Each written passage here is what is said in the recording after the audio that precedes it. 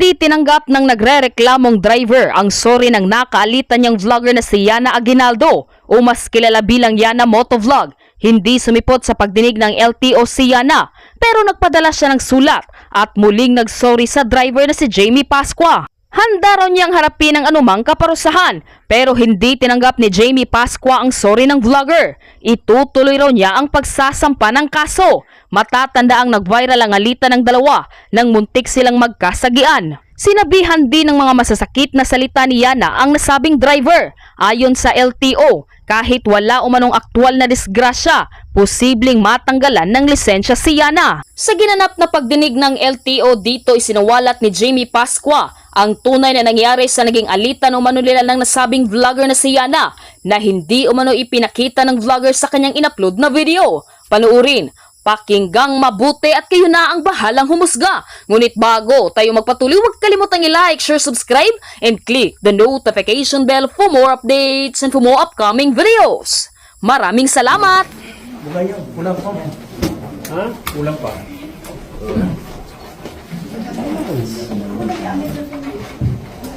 Kulang sa liwanag. Good afternoon, everyone. This is the House Rule. I am Renan Telegitante, the Chief of the Investigation Division. House Rule, while doing the proceedings, let us be keep quiet for fast and efficient communication. Today is May 6, 2025. We are here for the conduct of administrative proceedings against Yana Aguinaldo, aka Yana Motovlog. Appearances for the prosecution. Marvin Herrero, Special Investigator 3, Intelligence and Investigation. Ralph Galvan, Special Investigator 2, I. Defense counsel, For the defense, Attorney Herrero. can you please move your case down? Cellphone, pakitagal cellphone. Cellphone. Attorney Herrero. Okay. For the defense. Sir, you are okay.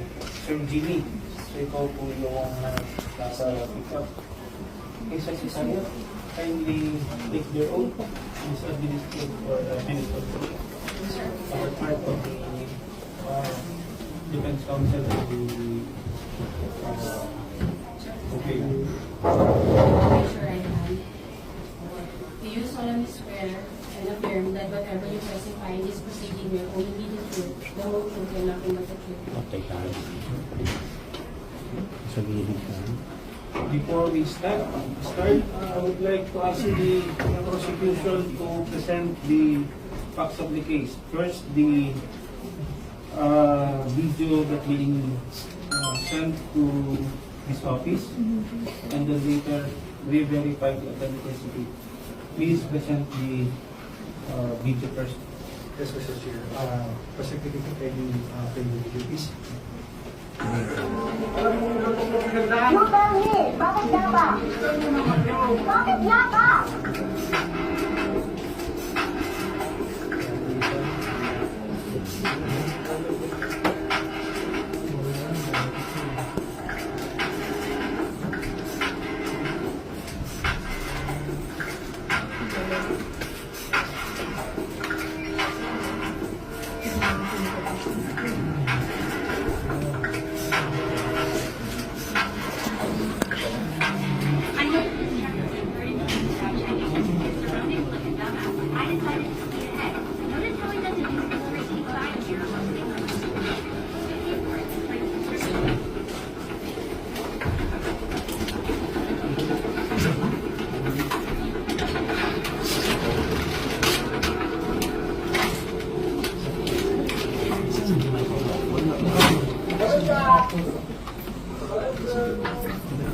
Super good.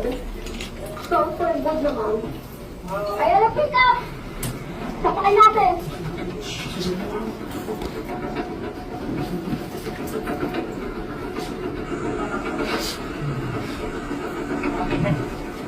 Para ano? Bakit nga ba? Bakit nga ba? Bakit nga ba? Alam mo nung lutok-lutok yung daan? Mukha ni. me. Bakit yata? Yo, you tell me. You tell me. Huwag kang namamakyo. Bakit yata? You tell me. Nabitbit nyo atin. May side mirror ba ako wala? Hindi ba ko wala ng side mirror mo? Ikaw na? Ikaw ang huwag ganon. You lose your side mirror. Ikaw. Well, ready mo yung battery. Ha? Battery. Saan niyo ka pa? Put them on fucking snake number. Myself. Marami yung tao ng biga. Pichat. Ano mo, bababaan mo pa ako bago. Oo. Kapag nabunyin ka ng batang po tayo.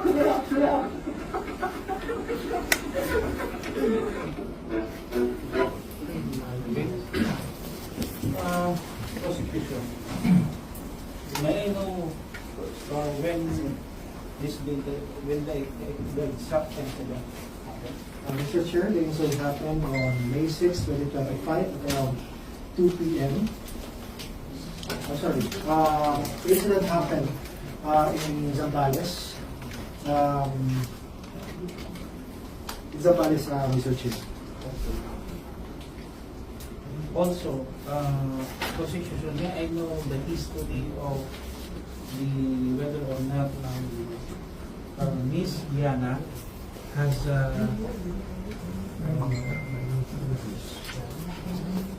instructions or any 4136 violation?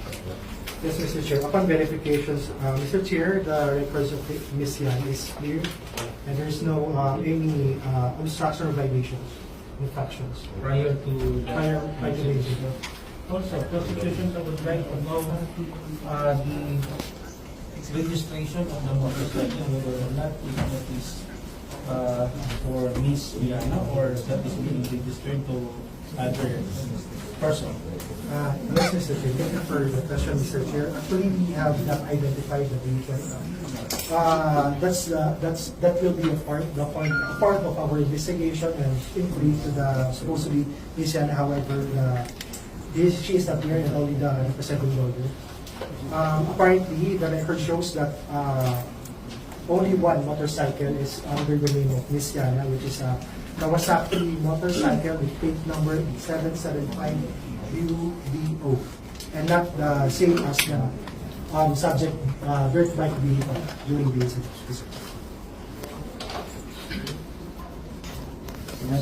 Not the motorcycle. Okay.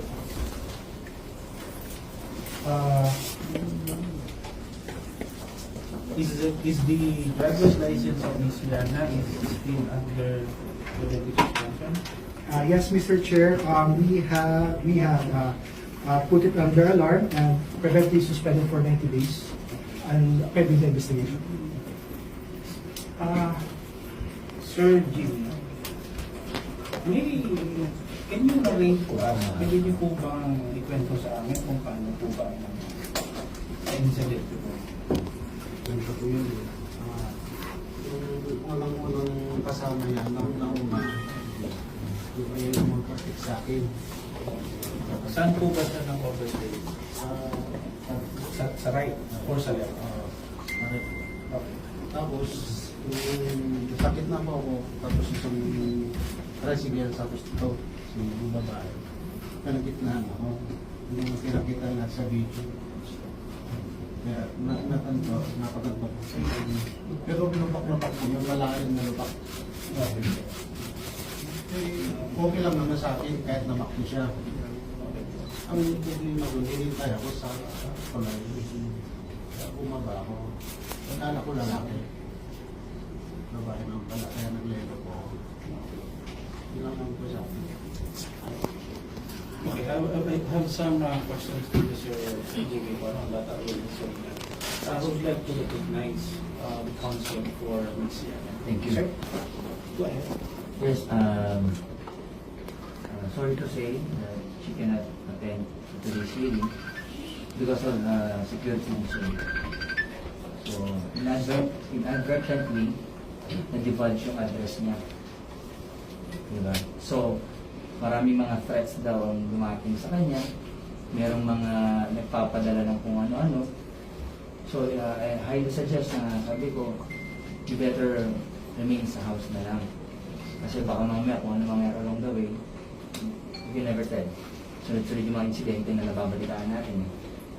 And on top of it, we will no longer contest the incident, the accusations, but rather, meron siyang letter. So it is, can I submit it or should I read it? That will be the offer of, that is the offer of evidence, and we will accept the legal explanation because that is also one of the... Actually, this is not an written explanation, it's an apology letter. Okay, From her. but when you read the show cause order, they requested her to file her comment Yes. and explanation relative to the incident. Yes. So therefore, we expect also that the written complaint be filed in this office, and that is the reason why I said that that is a form part of our evidence and for the fast resolution of the case. It is okay. I will permit you if you want to read that to the public, and then later you submit that officially as our Later on. part. Yes, Mr. Chair. I will permit you to counsel to read the statement of this. The first start, even I'm not involved in this case, I will personally say thank you for your patience. Dahil sa ganung road rage, hindi lumala. Kasi we are also advocate for road safety. So even I, sila, and then... Sir, since you made the gestures of gentleman here sa defense counsel, it is better as for us also for the public to see your face because you are also advocating safety. The reason being I'm wearing face mask because meron akong mali pa na alam. And I'm refraining to any further contagious or kahit ano mga sipon, ganyan. Yun lang yung reason, health reason. So, big lang. Thank you. Can you tell first your complete name, sir? People need that. So Okay. that, I'm Attorney Ace Randolph Corrado. alright. Yes.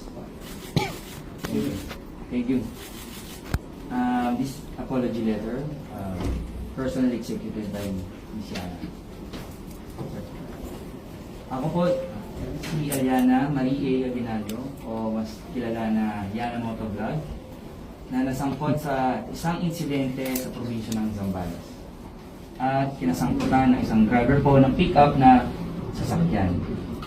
Ayaw ko na pong pangalanan para maiwasan na rin po ang paglaki at masimulan ko ang pagbabago at pagiging matuwid sa ganitong pamamaraan. Ako po ay humihingi ng sinserong pagpapaumanhin dahil napagdesisyonan ko na po na hindi sumagot at humarap na ng personal sa show cause order sa ito.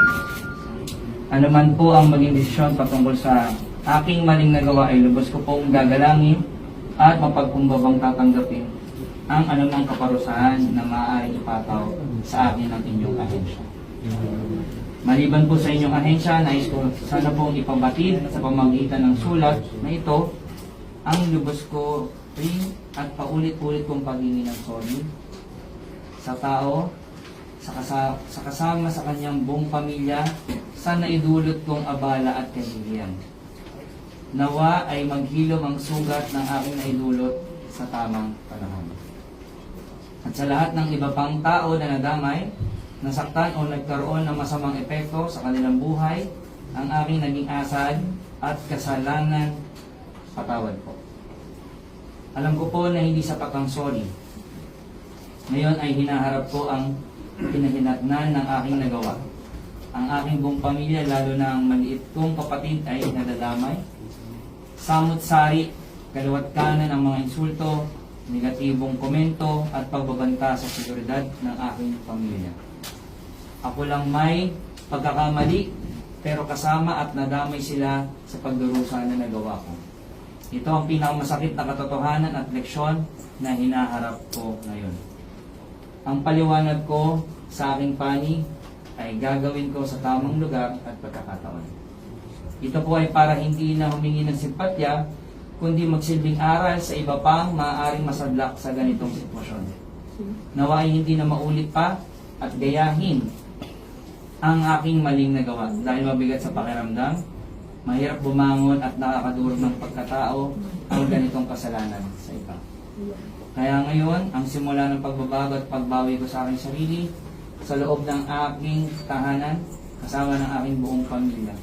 Muli, lubos kong paghingi ng paumanhin ng aking batid at pasasalamat sa anumang konsiderasyon at pag-unawa ng inyong maaaring maibahagi sa akin. Kumagalang, Aliana Mariana A. Aguinaldo.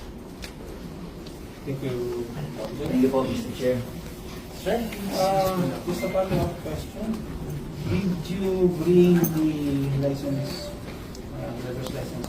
Actually, I was not able, but I will make a necessary promise, Your Honor, Your Chair, to bring it as soon as possible.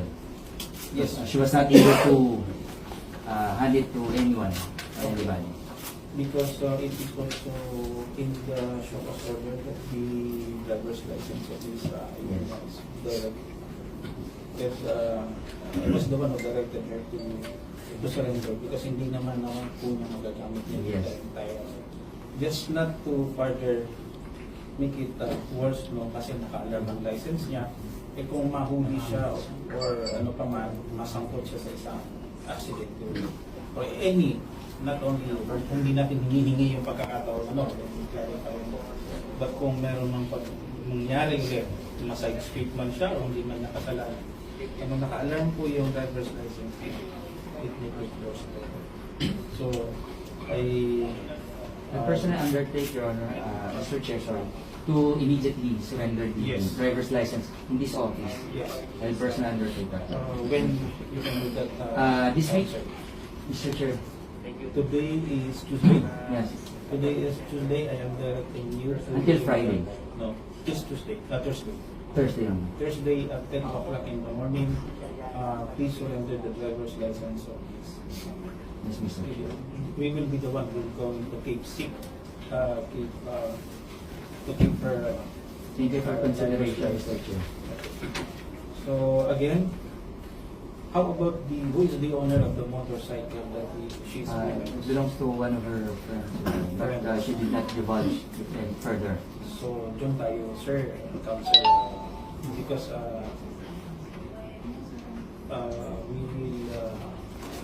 we want to inspect the motorcycle because one of the charge here is the motorcycle that already without side mirror. So we want to know the veracity of that report, and then we want to know also the registration of the motorcycle. So, what we will do, counsel, we want to see the motorcycle, the registration.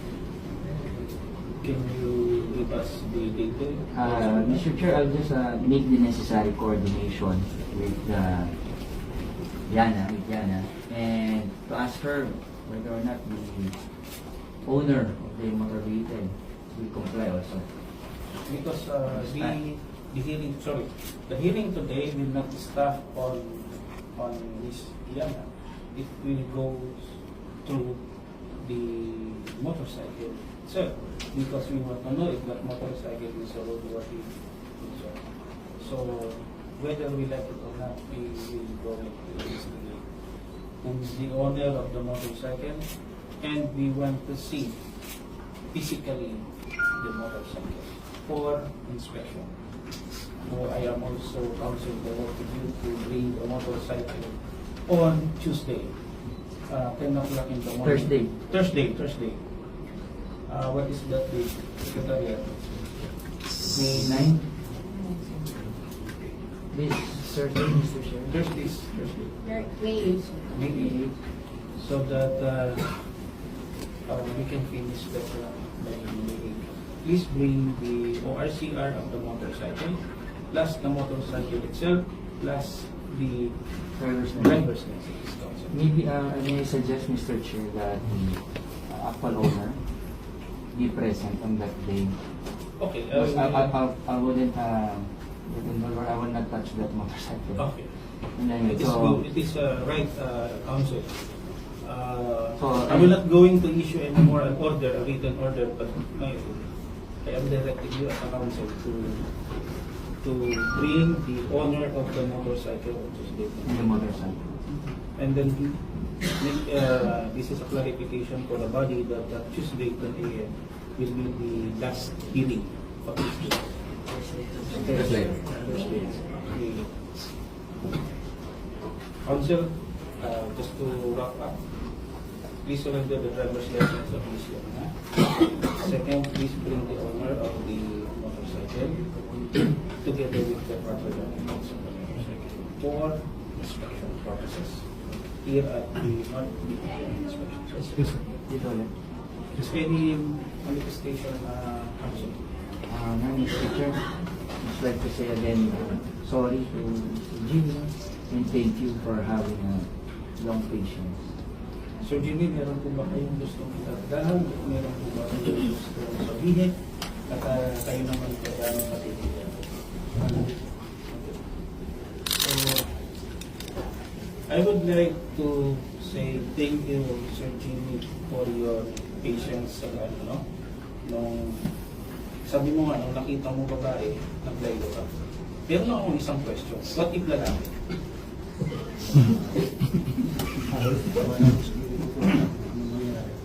So, meaning to say, yung init din ang ulo mo, dadamag ka rin, o tatapatan mo rin yung init ng ulo mo. Okay. So, yes, so clarify ko lang yan ha. So, wala kang naisip na kung lalaki yung pagubad ng, you will physically harm also. Hindi naman po. So, thank you ha, sa gano'n na mga sitwasyon na hindi tayo maabot sa pisikalan tulad ng iba na nag-investigate. Manifestation from the Sir, for the prosecution. prosecutor. Considering the admission of Ms. Yana as contained in the letter and the admission and apology, the prosecution moves that the violations akin to her being a driver, which is personal in nature, sir, particularly the reckless driving and improper person to operate a motor vehicle, be imputed against her, sir. The prosecution recommends to the Honorable Chair the immediate imposition of reckless driving and improper person to operate a motor vehicle. And the offense akin to the registered owner, item number 2 and 3, failure to attach MV plates and MV operating without or with defective motor vehicle parts, be checked on Thursday, sir, for further checking and for verification of the veracity, sir. The manifestation of the prosecution is hereby granted as the proper procedure. Thank you, folks. Any last manifestation from the prosecution? Any clarification? None, sir. I am also directing the intelligence investigation be present on Thursday, May 8, 10 o'clock for the process of the motorcycle verification. Tell the head of the FL section, Francis Lapitan, and his team to be present at the given time. Sir Jimmy, any words, any manifestation, binibigyan po namin kayo ng malayang pagpapahayag sa sinapit po ninyo. Meron pa po ba kayo gustong idagdag? Sir Jimmy, for you, gusto ko pong ang LTO ay nagpapasalamat po unang-una sa presensya ninyo. Ito po palagi ang sinasabi ng aking Assistant Secretary sa Secretary Rosa. Malimang na ang Council, Attorney, would like to thank you personally for your presence today. And I just want you to remind what the chair requested from your Yes, Mr. Chair. including the be present, the owner of the registered motorcycle. With that, today's proceeding is moved temporarily suspend until just Thursday, May 8, 2025. So ordered. I-receive na po natin. Secretariat, receive that, tatakan ng Horado na lang po. ano po? Officially receive. Horado na lang. Paano horado?